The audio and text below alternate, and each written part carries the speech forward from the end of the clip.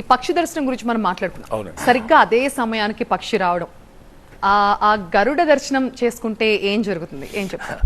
ఇవన్నీ అనుభవిస్తేనే చెప్పగలుగుతాం. ఏంటంటే ఎంత అద్భుతంగా ఉంటుందంటే అక్కడ ఒక ఎలక్ట్రిక్ అట్మాస్ఫియర్ అంటారు చూడండి, ఎటువంటి వైబ్రేషన్స్ ఉంటాయంటే మీకు ఎక్కడి నుంచి ఎక్కడికో పోతున్నాను. ఎప్పుడో విష్ణువుని నారదుడు విష్ణువు కోసం బాగా వెతుకుతాడట ముల్లోకాలు.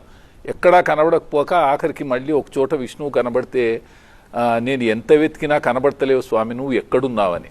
అరే నా కోసం నువ్వు ఎక్కడెక్కడో ఎందుకు వెతుకుతావు, నేను యోగి హృదయానగమ్యం, యోగి యొక్క హృదయం అనేటువంటి ఉద్యానవనంలో నేను ఉంటాను అని విష్ణువు చెప్తాడట.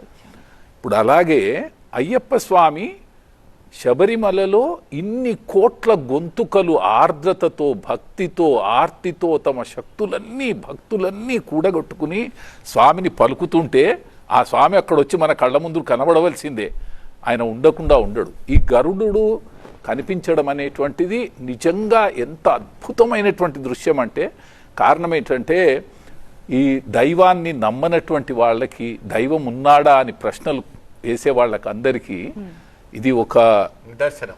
కళ్ళు ఇలా తెరుచుకోవాలి వాళ్ళవి.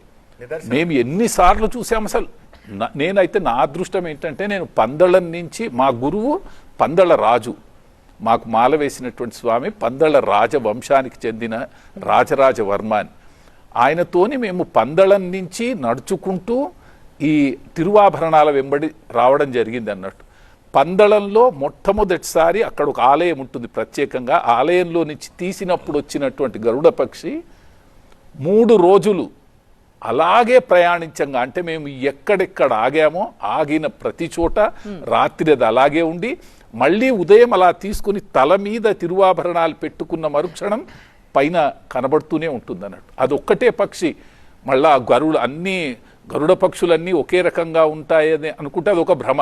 అదే పక్షి వస్తుంది, అదే సమయానికి వస్తుంది, అలాగే వస్తుంది.